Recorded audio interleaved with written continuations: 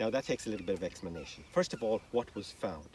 Basically, this is one of the monuments, the Rath of the Synods, that was fully excavated. And Professor O'Riordan, who began the excavations in the 1950s, he uncovered cremated and uncremated remains of the dead going back to the Bronze Age. We're talking about 3,000 to 4,000 years ago.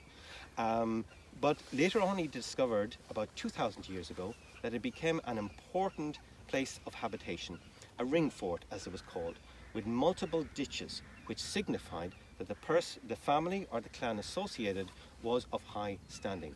And another clue to their high standing is the fact that it's one of the few places in Ireland where there's a significant collection of Roman ware. Now, Ireland was never conquered by the Romans, but that didn't exclude some extensive, trade.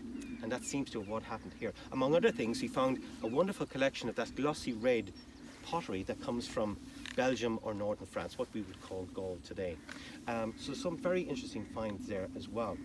What else was found? If you want to know where the greatest ancient prehistoric gold collection is in Europe, you'll find it in Dublin, in the National Museum Dublin. It's free to enter if you actually have a chance to kind of walk around there when you're there.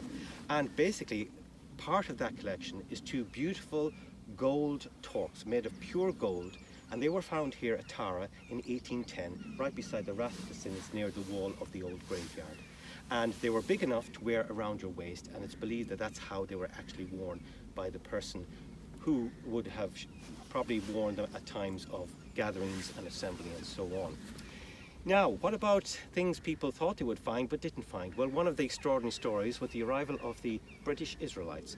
This was a group formed in the 19th century, and they believed by interpretation of old texts and the interpretation of the Old Testament that, first of all, the Irish and British peoples were descendant of the lost tribes of Israel, and also that the royal family were descendant from the kings of Tara.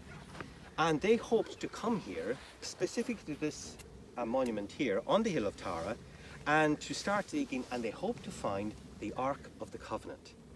And they started digging in 1899, and started digging for 4 years, and basically it wasn't done very professionally, so they left the place in a bit of a mess, which explains how it looks today.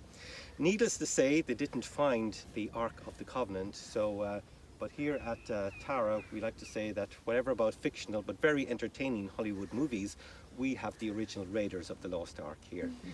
And finally, what people thought was found here but wasn't, well, there's another beautiful artifact in the National Museum. It's called the Tara brooch. Beautiful brooch, embedded with beautiful gemstones and gold, and you know those kind of designs of Celtic art that you see sometimes. The Book of Kells is famous for that, also in that. So beautiful that Queen Victoria in the 19th century had a copy made and wore it during state functions. But although it's called the Tara brooch, it was not actually found here. It was found on the east coast in Bettystown.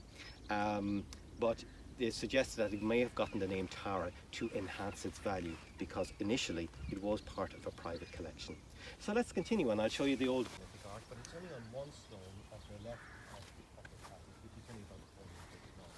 But what is remarkable about this particular passage, this about 3 foot down on the island, is the fact that it has.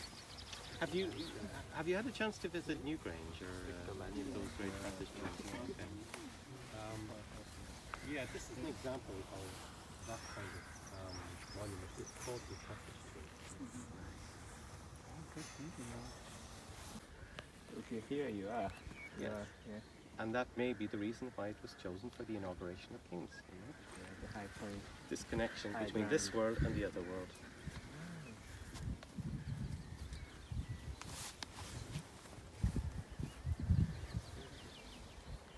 Very, very